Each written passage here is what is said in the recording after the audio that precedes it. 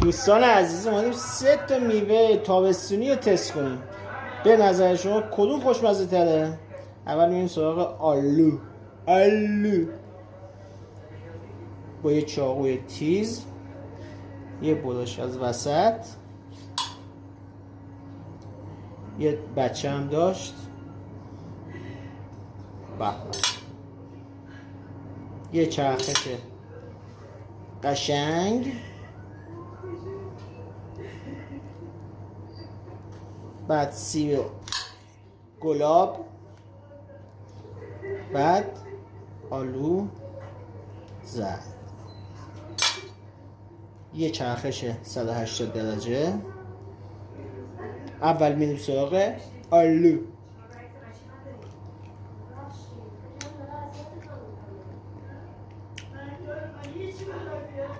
خوبه؟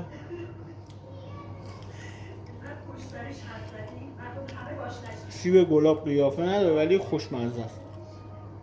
آلو زرد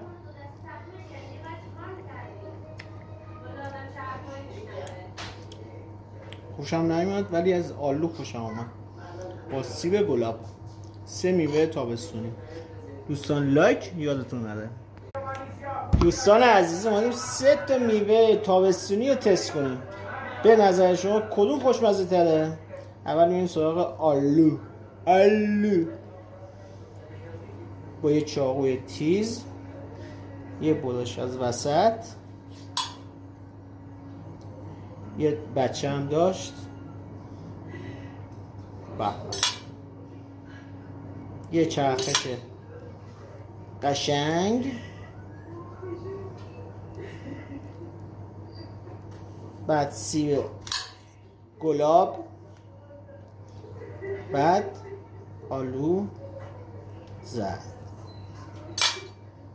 یه چرخش 180 درجه. اول میریم سراغ آلو.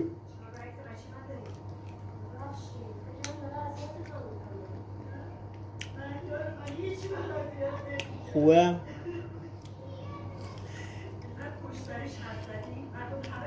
سیب گلاب قیافه نداره ولی خوشمزه است. آلو زرد